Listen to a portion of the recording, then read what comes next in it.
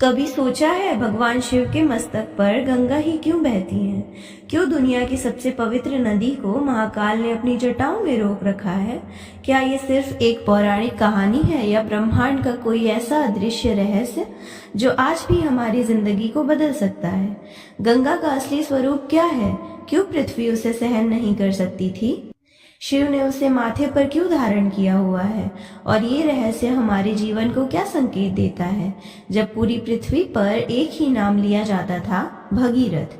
बहुत समय पहले राजा भगीरथ के पूर्वजों को एक सांप मिला था और उनकी मुक्ति का एक ही उपाय था, गंगा का पृथ्वी पर अवतरण।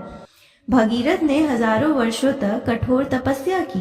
जब भगवान ब्रह्मा प्रकट हुए, उन्होंने कहा, गंगा को पृथ्वी पर लाना आसान नहीं, उसका वेग इतना प्रचंड है कि समूची पृथ्वी टूट जाएगी। भगीरथ बोले, प्रभु तब कौन है जो उसे संभाल सकता है? ब्रह्मा मुस्कुराए और बोले, सिर्फ एक, महादेव। ब्रह्मांड में सिर्फ शिव ही गंगा को धारण करने की क्षमता रखते हैं। और बस यही से शुरू होता है वो रहस्य जो समझने के बाद महसूस होगा कि गंगा का शिव के सिर पर होना ब्रह्मांडीय संतुलन का प्रतीक है। ब्रह्मा ने गंगा को आदेश दिया, धरती पर जाओ, मनुष्यों का कल्याण करो। लेकिन गंगा के मन में थोड़ा सा गर्व था। वह सोचती थी, मैं स्वर्ग की नदी हूँ, मेरे स्पर्श से पाप नष्ट हो जाते हैं।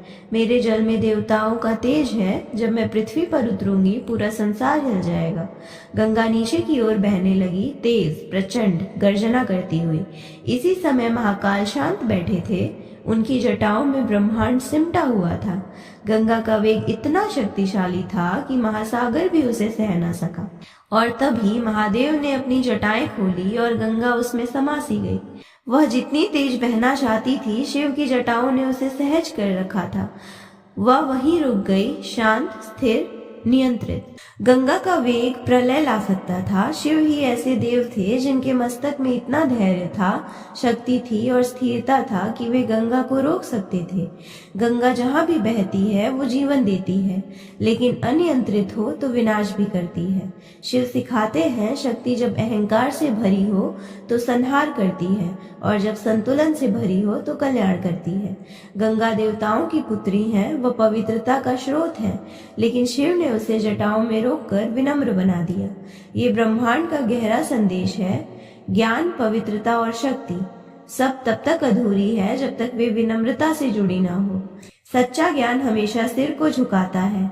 ज्ञान कभी घमंड से नहीं बहता, वो शांति से प्रवाहित होता है। हजारों वर्षों तक गंगा शिव की जटाओं में शांत रही। फिर भगीरथ ने शिव की आराधना की। शिव प्रकट हुए और बोले, गंगा तुम्हारे पूर्वजों का उद्धार करने पृथ्वी पर जाएगी, लेकिन उसके प्रवाह को मैं नियंत्रित करूंगा ताकि वो किसी का विनाश न करे।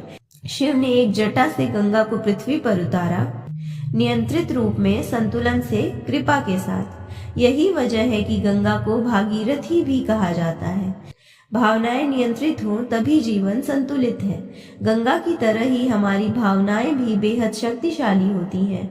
क्रोध, दुख, प्रसन्नता, अहंकार, वासना, भय, यदि ये अनियंत्रित हो तो जीवन डूब जाता है। यदि ये शिव की जटाओं की तरह नियंत्रित हो तो जीवन पवित्र बन जाता है। शक्ति हो तो उसका उपयोग विनम्रता से करें। गंगा सर्वशक्तिमान थी, पर शिव ने उसे नम्रता की ओर मोड़ा। यही संदेश है, सच्चा महान वही है जो शक्तिशाली होकर भी विनम्र हो।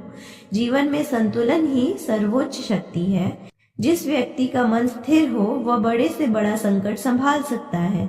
तो महाकाल के मस्तक पर गंगा सिर्फ एक कथा नहीं, एक ब्रह्मांड की सबसे गहरी सीख है कि शक्ति का गर्व शिव की करुणा से शांत होता है, कि पवित्रता का प्रवाह विनम्रता से सजता है, कि संतुलन ही सृष्टि का आधार है।